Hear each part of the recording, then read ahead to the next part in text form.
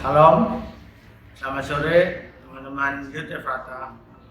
Sore ini kita sudah masuk bulan April, tanggal 22, minggu keempat ya, minggu keempat kita melakukan ibadah di rumah masing-masing. Tapi tidak menutup kemungkinan bahwa Allah tetap bekerja di dalam kehidupan kita masing-masing. Sebelum saya menyampaikan kepada firman Tuhan, mari kita berdoa terlebih dahulu agar firman ini menghidupi kita sekalian.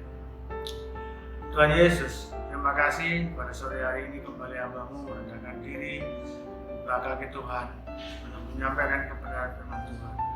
Tuhan, urapi hamba-Mu yang lemah ini untuk pakai menyampaikan kebenaran firman Tuhan, supaya firman ini dapat menghidupi kehidupan kami, walaupun kami hanya beribadah di rumah kami masing-masing, tapi Roh Allah tetap bekerja dalam kehidupan kami masing-masing.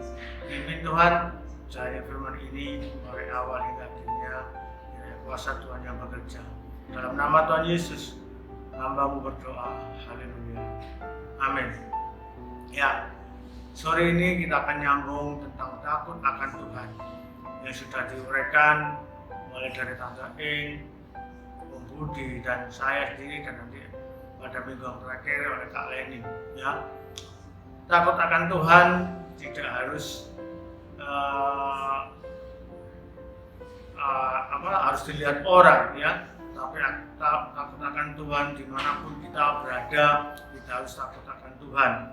Hari ini saya akan bahas tentang takut akan Tuhan di dalam lingkungan. Ya, kita ini manusia hidup bersosial, jadi kita ditempatkan Tuhan dalam lingkungan.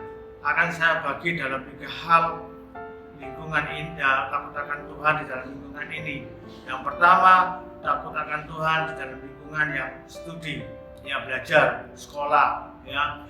Yang kedua, takut akan Tuhan di dalam lingkungan bekerja, bagi teman-teman, rekan-rekan yang sudah bekerja, bagaimana takut akan Tuhan di dalam pekerjaan kita. Yang ketiga, takut lingkungan di dalam pelayanan, ya, bagaimana adik-adik teman-teman yang sudah sekolah, masih sekolah, yang sudah bekerja dan dapat melayani Tuhan dengan takut akan Tuhan di dalam pelayanan. Bagaimana, ya, cara-cara atau bagaimana kita takut akan Tuhan di dalam pelayanan itu, supaya di dalam pelayanan kita ini menjadi berkat buat orang-orang yang kita layani. Yang pertama, takut akan Tuhan di dalam sekolah. Ya, di dalam sekolah atau di dalam kuliah, yang sudah kuliah, ya, yang masih SMA, atau ada sekarang kejuruan, ya. Bagaimana Tuhan mengajarkan kita sebagai anak-anak Tuhan itu harus tampil beda di dalam lingkungan sekolah, ya. Contoh orang-orang yang tampil beda di dalam lingkungan sekolah adalah anak-anak Tuhan itu di dalam setiap kegiatan belajar mengajar mengandalkan Tuhan, bukan mengandalkan kepandaiannya sendiri, ya, kecurangannya, ya, untuk mendapatkan suatu nilai yang bagus. Nilai yang bagus didapat kalau hanya dengan kecurangan, itu tidak menjadikan kebanggaan buat kita sebagai anak yang takut akan Tuhan. Karena apa? Kalau kita belajar memperoleh nilai yang baik, ternyata nilai itu hanya dari menyontek, ya, pekerjaan teman kita, itu tidak menjadi berkat, dan itu tidak membuat kita tampil beda di dalam sekolahan. Kita akan baca satu ayat di dalam Amsal 1 ayat 7, ya. Ya, di situ dikatakan takut akan Tuhan itu mendatangkan hikmat. Nah, ayat ini pas buat kalian yang sedang studi, ya. Pegang ayat ini, ya. Kalau kita di dalam belajar takut akan Tuhan, ya, kita akan mendapatkan hikmat daripada Tuhan, ya. Permulaan pengetahuan, ya. Kita semua ini orang-orang bodoh, ya. Kita semua ini orang tidak mengerti apa-apa. Waktu kita lahir, ya, makanya kita disekolahkan oleh orang tua kita, diajar, belajar sehingga kita bisa mengerti tata krama, mengerti aturan, ya mengerti pengetahuan yang luas. Apalagi saat ini era-era yang gampang kita mencari informasi. Kita tidak harus beli buku, tapi kita bisa mendapatkan semuanya itu dengan gampang. Nah, ternyata kepintaran itu diawali dari takut akan Tuhan. Kalau di Amsal 1 ayat 7 tadi dikatakan permulaan hikmat itu datangnya dari kalau kita takut akan Tuhan. Ya. Nah, kalau kita sebagai anak Tuhan, ya sebagai murid Tuhan Yesus, ya tentunya kita adopsi Amsal ini, ya supaya kita menjadi anak-anak yang pintar. Nah, kenapa? Kata ayat selanjutnya, tetapi orang bodoh menghina hikmat dan didikan. Ya, kita ini kadang-kadang kalau sudah sekolahnya lebih tinggi, meremehkan orang tua kita gitu ya. Oh, sekolahku kan lebih pintar gitu ya. Nah, padahal itu katakan orang bodoh itu menghina hikmat dan didikan. Kita ini tetap harus mendapatkan didikan dari orang tua, didikan dari guru kita, didikan dari para pemimpin di gereja kita, itu perlu. Ya, makanya Amsal ini katakan takut akan Tuhan adalah permulaan dari pengetahuan. Jadi kita dapat pengetahuan apapun itu kalau kita takut akan Tuhan. Jadi intinya kalau kita tak di sekolahan, di tempat kuliah kita tetap takut akan Tuhan. Ya, jangan melakukan kecurangan di dalam kita untuk mendapatkan suatu nilai yang baik. Tapi biarlah kita belajar sungguh-sungguh dengan takut akan Tuhan. Dan kita kalau mengerjakan semua ulangan atau pelajaran di sekolah, kita akan mendapatkan nilai yang memuaskan. Itu karena kita belajar sendiri dan karena kita melakukan firman Tuhan, yaitu takut akan Tuhan. Ya, itu yang pertama. Terus yang kedua, takut akan Tuhan dalam lingkungan pekerjaan. Ya, setelah sekolah lulus kita pasti cari kerja ya. Di dalam pekerjaan, di lingkungan pekerjaan itu kita juga harus tampil beda. Nggak boleh sama dengan orang-orang yang tidak mengenal Tuhan, yang orang-orang yang di luar Kristus. Ya, dalam bekerja kita harus tekun. Ya, kita dipercaya oleh Tuhan kita untuk melakukan pekerjaan. Ya, kita lihat Yusuf itu dikatakan begini firman Tuhan. Apa yang diperbuat Yusuf selalu dibuat berhasil oleh Tuhan, oleh Allah. Karena Yusuf melakukan firman Tuhan. Karena Yusuf takut akan Tuhan. Bukan takut karena kalau ada tuannya, kalau ada pemimpinnya, kalau ada manajernya, dia takut, tidak. Tapi dia melihat di dalam bekerja dia takut akan Tuhan. Sehingga apa yang diperbuat Yusuf dibuat Tuhan atau Allah berhasil. Itu di dalam lingkungan bekerja. Saya dulu juga bekerja ikut orang, ya. Saya berangkat ke kantor pagi-pagi, sampai kantor sebelum saya bekerja, saya berdoa kepada Tuhan, minta pimpinan Tuhan. Kalau hari Jumat di lingkungan kerja saya diadakan PD juga. Jadi kalau hari Jumat setengah jam 11 yang saudara-saudara yang muslim itu pergi Jumatan, kita di lingkungan kantor kita ada persekutuan sendiri. Nah, ini buat kalian contoh, bisa menjadi contoh mengadakan persekutuan di lingkungan kerja. Teman-teman yang bekerja yang bisa melopori untuk membuat suatu persekutuan di dalam pekerjaan. Ya, kalau kita takut dalam Tuhan di dalam pekerja, ya jangankan berkat yang kita inginkan, berkat yang kita tidak tahu itu akan diberikan oleh Tuhan. Ya, kita jangan merugikan pekerjaan kita. Kalau kita sudah dipercaya orang di dalam bekerja, jangan sekali-kali mengadakan kecurangan. Ya, akan saya bacakan satu ayat, gini bunyinya di dalam Imamat 25